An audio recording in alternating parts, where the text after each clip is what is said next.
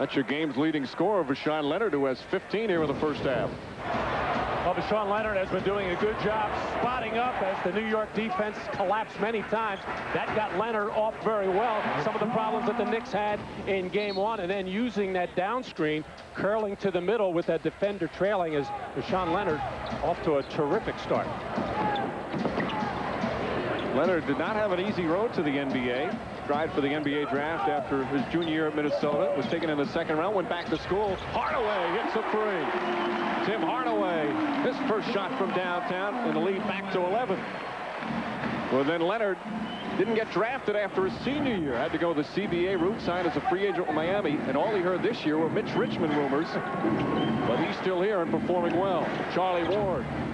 Oakley, the offensive rebound, tipped out of bounds by Marley.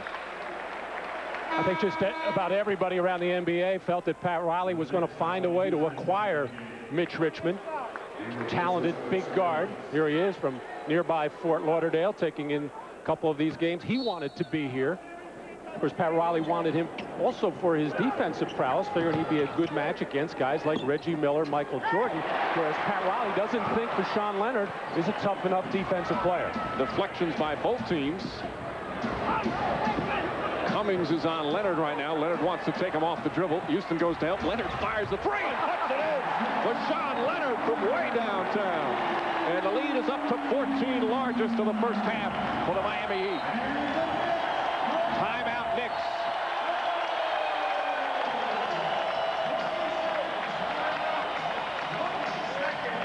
Well, here Vashawn Leonard, one-on-one situation against the bigger Terry Cummings, who tried to stay low, anticipating Leonard to put the ball on the floor. But Leonard feeling it here in game two, raising up and putting it right in the eye of Terry Cummings. 3 for 5 from three-point range, 18 points for Vashawn Leonard. I remind you to go online to MSNBCSports.com for complete NBA playoff coverage. Plus email Bill Walton your questions on any of the first-round matchups and vote for the team you feel will win the NBA title. It's all on MSNBCSports.com. We are not responsible for anything that Bill Walton tells you.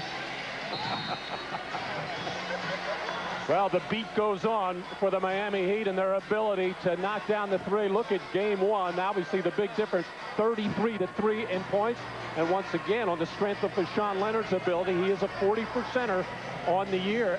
And I pointed out earlier, New York, second to Indiana in the league in defending the three-point shot, holds their opponents about 31%. And the reason is they don't normally double team inside. They're the best defensive rebounding team, so teams don't get offensive rebounds and kick out, but they can't keep Miami from knocking down these threes.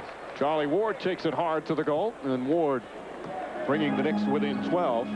Again, Knicks shooting under 40% at 39. The Heat up to 52%. That's un-Knick-like. These two teams are tied for second in that department in field goal percentage by their opponent. And Ward called for the foul. That's his third. Just a second team foul. Of course, Childs and Ward doing their best to contain Hardaway, who's so tough. Childs still back in the Knick locker room. And we talked about Charlie Ward's problems as an individual defender. And now they have him off on Vashawn Leonard, primarily a spot-up shooter, but has put the ball on the floor some. Starks against Hardaway. Morning killing over. Nice feed from Hardaway. Leonard with another three. In and out as Cummings grabs the board. Starks trying to get himself on track. Starks blocked by Morning. His second rejection. Starks slow getting up the other way. Marley, wide open three. And Charlie Ward the long rebound. And you could see the strain on the part of Dan Marley just to get that three-pointer up with that hernia. Knicks down by 12. The Heat very impressive once again here in the first half. Just under 5 minutes remaining here in the second quarter. Starks nails it. That's a 2 for John Starks. Starks, one of the top villains in visiting arenas. We've got 2 of them. Morning, certainly one when he visits around the NBA. They get booed on the road as often as anybody, those 2. Morning, left-handed, draws the foul. And Charles Oakley will pick up his second. Alonzo Mourning, not much of an impact in game one. Certainly here in game two, a different. John Starks showing his ability to take the ball to the basket, but tunnel vision here, really not having his head up, seeing where the defense is. If he's getting that shot blocked by Alonzo Mourning, that means that somebody else is open, and it was Charles Oakley in that short left corner. John Starks picking up the second technical. Allen Houston had picked one up earlier.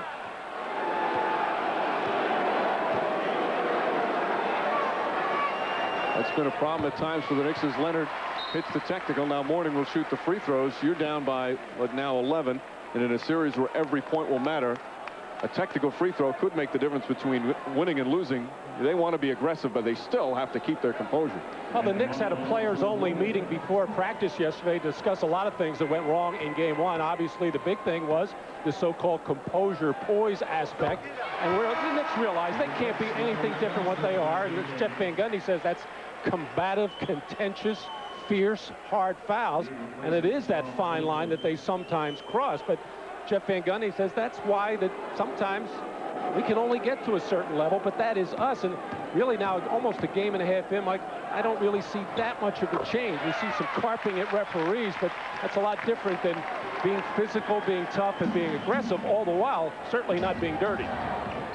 Mourning has 13 points. He only had 9 in game one. He's already played 18 minutes. Remember, he only played 22. Houston gets Marley out of the way. Marley wondering why a whistle wasn't there as he hobbles up the floor. He really still is hurting. Houston has to see that and try and take advantage. And Allen Houston spent a long time on the bench after his technical foul. Houston now with 8 points. Heat lead by 11. Rashawn Leonard with Charlie Ward on him. Height advantage there for Miami, and Leonard uses it well. 21 points here in the first half for Rashawn Leonard. You can just see the confidence in his body language right now. As we said, a spot-up shooter trying to improve on putting the ball on the floor. He's doing it all offensively in this first half. Houston wants to take Marley, settles for the three, knocks it down. Allen Houston from downtown. The lead is 10 for Miami, just under 3.5 remaining in the second quarter. And Pat Riley senses right now that Dan Marley unable to move, and Allen Houston starting to heat up as Keith Haskins waiting. Hardaway, B.J. Brown from outside. Cummings has done a good job on the board since coming in. That's his 6th rebound.